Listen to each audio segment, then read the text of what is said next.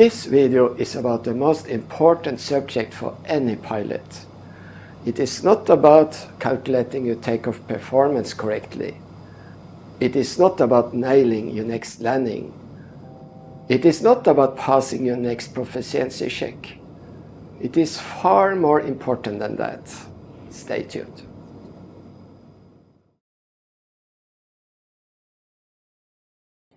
Hello aviators, how are you today? My name is Magnar. I'm an ATR captain and instructor. What can be more important than doing what you're passionate about? It is to have a good health. Without a good health, you're not allowed to fly regardless of your skill and experience. We pilots eat a lot. We had uneven schedules and rest periods. We eat at different times, and sometimes is fast food the only option to still the hunger. If we do not look after our health, it can be deteriorate quickly. In a previous video, I asked whether you would like me to make a video about our health, and I received many positive responses. Mr. Gingwe wrote, "Eating habits to not lose class 1 medical. Low carb, no carb, carnivore diet, and no alcohol on a regular basis. I only have a cold beer every now and then." This is then combined with 1 meal a day, intermittent fasting, open window eating, where the open window starts with your first meal and ends 6, 8 or 12 hours later. I eat at least 0.8 grams of proteins per kilo of body weight and a 1-to-1 ratio of fat to proteins. It's different for men and women. It's the closest thing to a miracle cure you will ever get. But one size does not fit all, so it's not for everyone. It requires some experimentation and research to find out how to best adapt to this kind of dieting.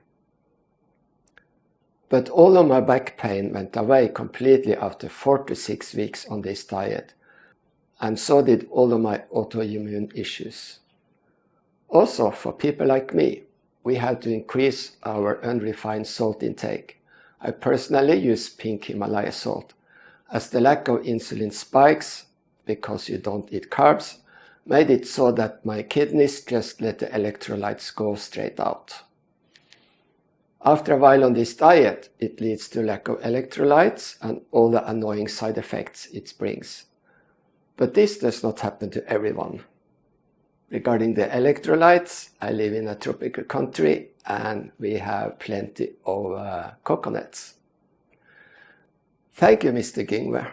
Your recipe for good health is exactly what I have learned over the last years. We know it is important to exercise and stay fit, but our health depends 20% on exercise and 80% on what we eat. Many people appear to forget about the eating part. They go to the gym and afterwards they have a protein bar and a sports drink full of carbs. Let's analyze Mr. Gingwe's message. First, he refers to the low-carb, no-carb carnivore diet. This idea is not new. Nearly 160 years ago, in Victorian London, William Banting, who struggled with obesity and related health issues, sought advice of his physician, Dr. Harvey. Under Dr. Harvey's guidance, Banting adopted a low-carbohydrate, high-fat diet, which led to significant weight loss and improved health. In 1863, he documented his experience and dietary approach in a booklet titled Letter on Corpulence, addressed to the public. Jump ahead to the 1970s and Dr. Robert Atkins popularized a diet similar to Banting's approach. Today, various adaptations of this low-carb lifestyle have gained widespread popularity, including the ketogenic diet, paleo diet, carnivore diet, and the low-carb version of the Mediterranean diet. Before we continue, let me explain the glycemic index, GI. The glycemic index ranks foods on a scale from 1 to 100 based on their impact on blood sugar levels. In medical terms, blood sugar is referred to as blood glucose. Table sugar consists of 50% glucose and 50% fructose. While fructose has a low glycemic index, the combination gives table sugar an overall glycemic index of about 65. Glucose serves as a direct source of energy, whereas fructose, despite being sweet, has no nutritional value. Fructose is broken down by the liver, and excessive intake of fructose can contribute to fatty liver, similar to the effects of excessive alcohol consumption. Many grains and starches have a high glycemic index. Surprisingly, white bread has a GI of 100, meaning it spikes blood glucose as rapidly as pure glucose. Other high GI foods include taco shells, oatmeal, baked potatoes, and muesli. Even whole wheat bread with a GI of 71 ranks higher than sugar.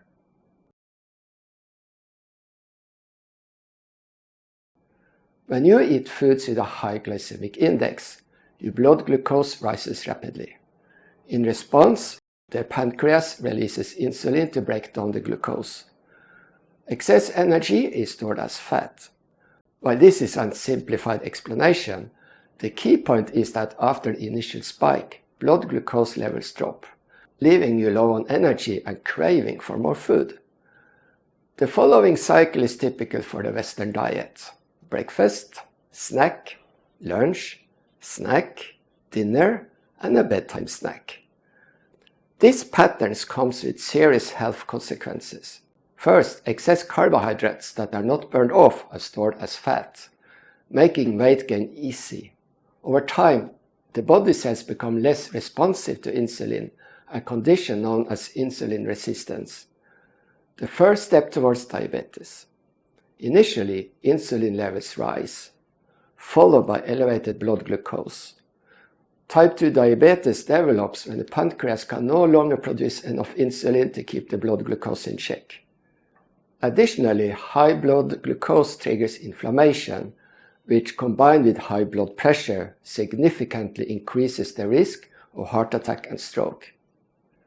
Western health authorities have started advising people to reduce sugar intake, which is good, yet they continue to recommend large amounts of high GI grains and starches, and obesity and diabetes rates continue to soar. 10 years ago, I decided to cut back on sugar. The immediate result was a 4-kilo weight loss. However, my progress stalled because I was still eating grain-based foods. Everything changed when I reduced my intake of grains and starches. My blood sugar stabilized and I could go longer without feeling hungry. My to-go breakfast is egg and bacon, which keeps me full and energized all day until dinner time. The only time my blood glucose crashes to dangerously low levels is when my wife takes me shopping.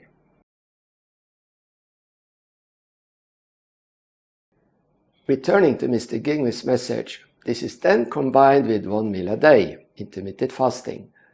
The key benefit of fasting is that it allows the digestive system time to rest and repair.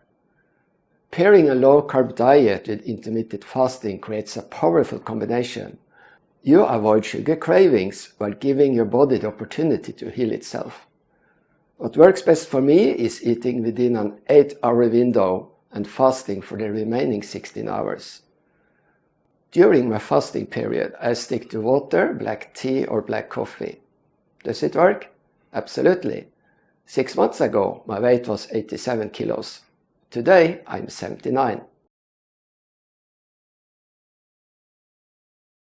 Mr. Gingwith mentions that he eats at least 0.8 grams of protein per kilo body weight with a 1-to-1 ratio of fat to protein. I don't track my protein or fat intake, but this approach seems reasonable. Consuming too much protein can contribute to weight gain, whereas overeating fat is nearly impossible as it naturally regulates appetite. Mr. Gingwith shares, but all of my back pain went away completely after 4 to 6 weeks on this diet, and so did all of my autoimmune issues. He found a method that works for him. As for me, I now have more energy and enjoy better sleep quality. We often take the immune system for granted, but factors like stress, pollution, and poor diet can weaken it, making it less effective at protecting us from disease.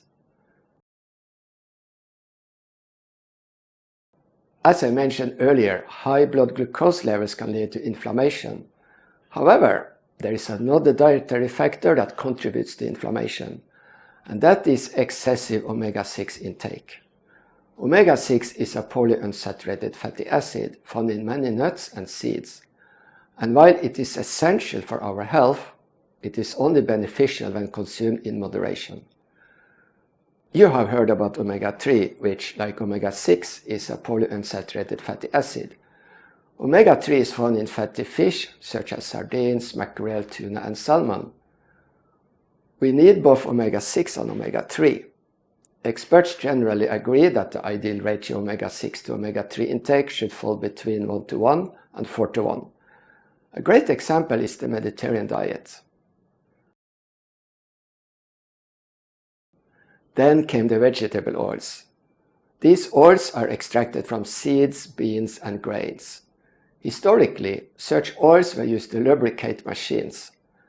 For instance, castor oil was used to lubricate radial engines in the early days of aviation. The engines will create a mist of oil, and since cockpits were open, pilots will end up inhaling it. Castor oil is a strong laxative, which certainly wasn't pleasant for the pilots. Rapeseed oil, on the other hand, was once used to prevent corrosion of steel tools, weapons, and ships. They used a lot of it during the Second World War. By nature, this oil is toxic. However, in the 1970s, Canadian scientists developed a method to process rapeseed oil into edible oil.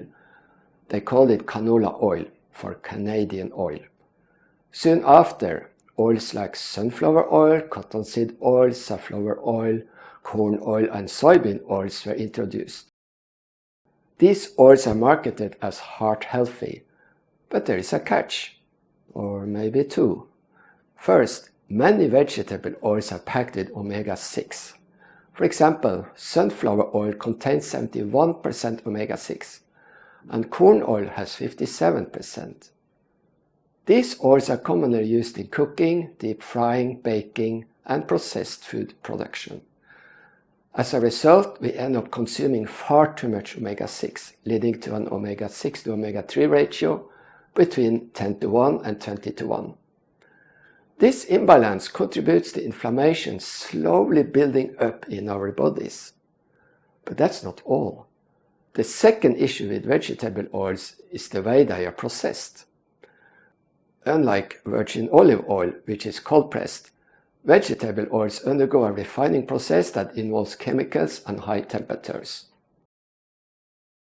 When unsaturated fats react with oxygen, they become rancid, creating peroxides and free radicals, which can damage our cells. When I was a kid, McDonald's used beef tallow to fry French fries. However, in the 1960s and 70s, with the rise of cardiovascular disease, saturated fats were blamed, and McDonald's switched to vegetable oils. These oils are often kept heated for days or even weeks before being replaced, something that cannot be good for our health. The most harmful fats you can consume are trans fats. These are created by adding hydrogen to liquid vegetable oils, making them more solid in a process called hydrogenation. Trans fats are commonly found in baked goods, snacks, fried foods, and margarine. Many countries have introduced regulations to reduce or eliminate trans fats from foods, and many manufacturers have switched to using alternate fats, whatever it is. While these oils are a better option than trans fats, they are still high in omega-6 and can be prone to oxidation. Margarine is marketed as a healthy alternative to butter. But what's wrong with butter? After all, it's 100% natural, right? The issue is that butter is high in saturated fat.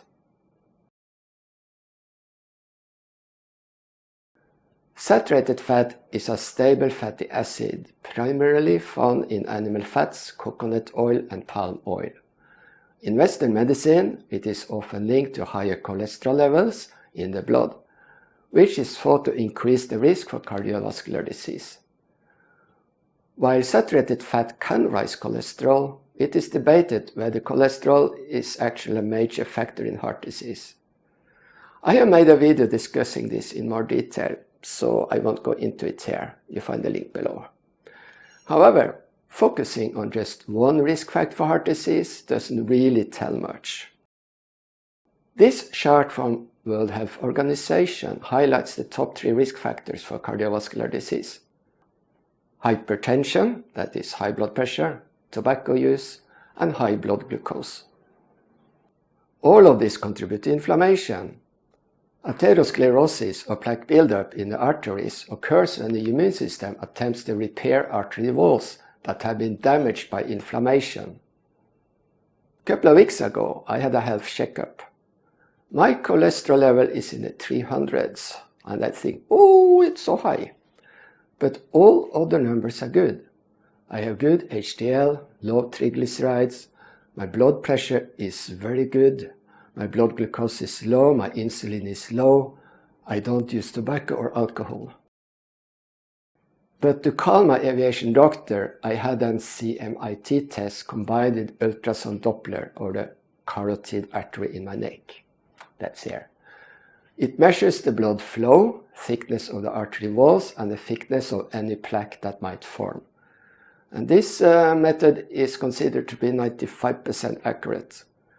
If you have plaque here, you will most probably have plaque at other places as well. And the result, my arteries are normal. No plaque or stenosis, that means no restricted flow.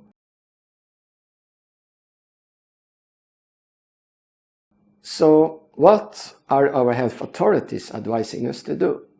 They say eat more whole grains, reduce sugar intake, avoid too many eggs, cut down on red meat and saturated fat. Eat more vegetable oils, consume more fruit and vegetables. 2 of those advices increase the risk for inflammation. And the supermarkets are stocked with ultra-processed foods, snacks and sodas. We love to consume them, right? Watch this video from Dr. Eric Berg. Sugar right here, okay, sugar. Then we have the starches, right? But not just any starch, highly industrial processed cornstarch. And then my favorite is seed oils. These are the 3 ingredients. And we're not talking like really healthy seed oils. We're talking about seed oils that are so rancid, so oxidized, they're going to go into your cell membranes and create a lot of inflammation. I recommend you to check out the channel of Dr. Eric Berg. You find the link below here. Despite the best intentions of the health authorities, people are getting sicker. And they're getting sicker younger. Even kids are becoming obese. And they develop type 2 diabetes, asthma, allergies, and even cancer. In other words, we are facing a rise in metabolic disease, autoimmune disorders, and inflammatory conditions. Something is terribly wrong. In my opinion, if we return to the way our ancestors ate 100 years ago, focusing on whole natural foods, we will live much healthier lives. But don't just take my word for it. I am just a pilot. Thank you for watching, have a wonderful day, and happy landing!